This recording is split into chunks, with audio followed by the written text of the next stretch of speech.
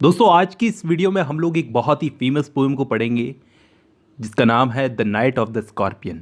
दोस्तों स्कॉर्पियन का मतलब होता है बिच्छू। इस पोएम को लिखा था नज़्म एज़ेकियल ने। ये पोएम एक घटना पर आधारित है। जिस रात ये घटना हुई थी उस रात को पोएट अपनी पूरी ज़िंदगी में नहीं भुला पाया। इसमें कोई राइम स्कीम नहीं है इस पोएम में, और इसके अंदर 8 स्टैंजा है।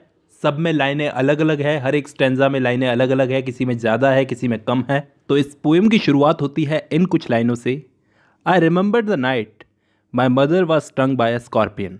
पोएट बोलता है कि उसको वो अच्छे से याद है जब उसकी माँ को एक बिच्छू ने डंक मारा था।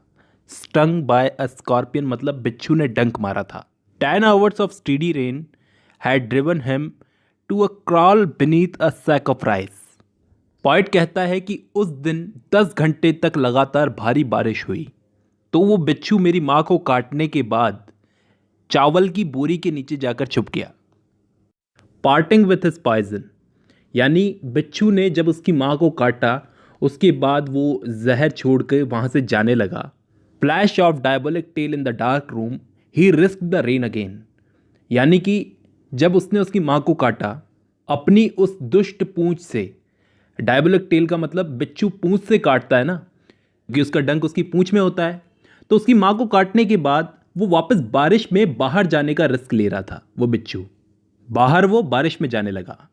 The peasants came like swarms of flies, यानी कि ये घटना के बारे में सुनकर गांव वाले, वो किसान वगैरह, मेरे गांव के किसान, वो मेरे घर पर आ गए, भागे भागे आए जैसे मक्खियों का झुंड। स्वाम्स ऑफ फ्लाइज का मतलब मक्खियों का झुंड। एंड बर्स the name of God 100 times, और उन लोगों ने भगवान का नाम सैकड़ों बार लिया मेरे सामने। To paralyse the evil one, यानी कि वो भगवान का नाम इसलिए ले रहे थे ताकि बुराई पैरालाइज हो जाए। अभी धीरे धीरे हमको सबका मतलब समझ में आएगा जैसे जैसे हम आगे बढ़ते जाएंगे। विथ कैंडल्स विथ लैंटर्न्स, अपने साथ वो लोग कैंडल्स लेकर के आए, मोमबत्तियाँ और लालटेन लेकर के आए। Throwing giant scorpion shadows on the mud bagged walls, और वो लोग जब उस बिच्छू को ढूंढ रहे थे तो उनकी शेडोज यानी कि उनकी परछाई जो है उनकी ही लालटेन और उन्हीं के कैंडल्स से ऐसे लग रही थी जैसे उनकी शेडो एक बिच्छू की तरह लग रही थी। दे सर्च फॉर हिम, उन्होंने उस बिच्छू को ढूंढा। ही वॉज नॉट फाउंड, लेकिन वो उन्हें नहीं मिला। दे क्लिक द टंग्स, उन्होंने अपनी जीभ को, अपनी ज़ुबान को क्लिक किया। Every moment that the scorpion made his poison moved in mother's blood they said, जैसे जैसे मेरी माँ के खून में जहर फैलता जा रहा था वैसे वैसे वो कह रहे थे कि बिच्छू का जहर अगर रुक जाए और वो अगर पैरालाइज हो जाए तो शायद जहर का असर कम हो जाएगा। ये एक मान्यता थी, हालांकि ये एक अंधविश्वास था, ऐसा कुछ होता नहीं है।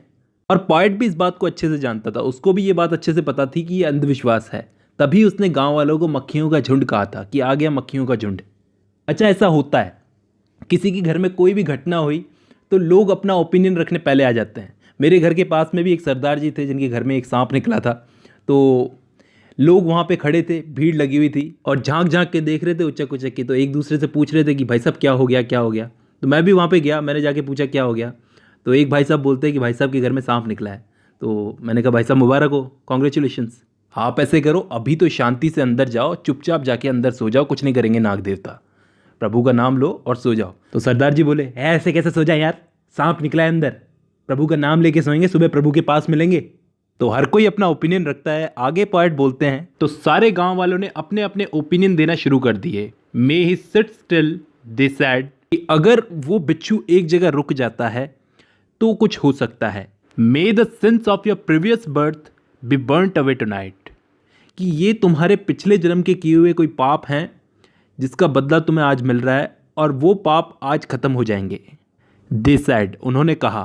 वहीं कुछ लोगों का मानना ये था, कुछ लोगों का ओपिनियन ये था कि may your suffering decrease of misfortunes of your next birth, तुम मरने वाली हो और हो सकता है कि इससे तुम्हारे अगले जन्म की प्रॉब्लम्स कम हो जाए।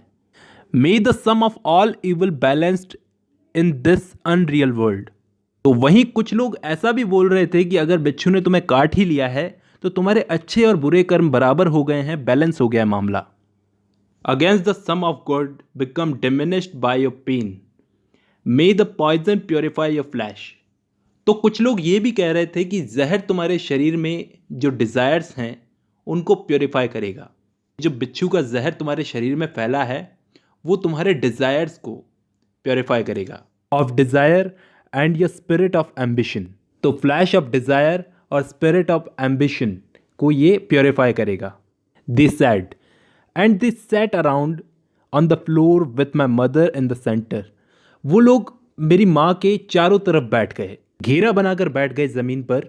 The peace of understanding on each face, और उनके चेहरों पर ऐसी शांति छाई हुई थी, ऐसी चुप्पी छाई हुई थी जैसे वो मेरी माँ का दर्द समझ रहे हैं। वो चुप्पी मेरी माँ को कह रही थी कि हम तुम्हारा दर्द समझ सकते हैं। सब कुछ ना कुछ सोच रहे थे। More candles, more lanterns, more neighbours, more insects and endless rain. और फिर और लोग लालटेन और कैंडल्स लेकर वहाँ पर आए। वो सब किसान ही थे, अड़ोसी पड़ोसी। My mother twisted through and through groaning on a mat, कि मेरी माँ जो है वो रो रही थी और मैट पर यहाँ वहाँ रोल हो रही थी क्योंकि उसे बहुत ही दर्द हो रहा था, बहुत दर्द हो रहा था।